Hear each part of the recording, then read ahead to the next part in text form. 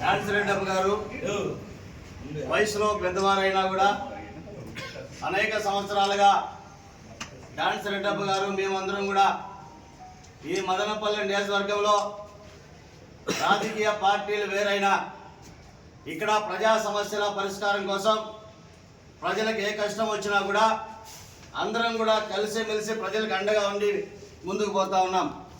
అలాంటి మిత్రుడు ఈరోజు తెలుగుదేశం పార్టీలో మదనపల్లి టమోటా మార్కెట్ యార్డ్లో డైరెక్టర్గా నియమితులైనటువంటి మిత్రులు డాన్స్ రెడ్డప్ప గారికి అభినందనలు తెలియజేస్తా ఉన్నాం.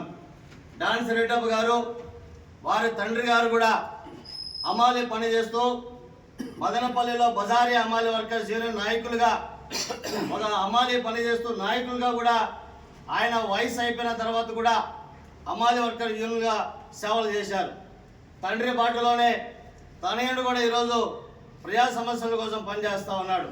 మరి ఈరోజు మంచి అవకాశం వచ్చింది.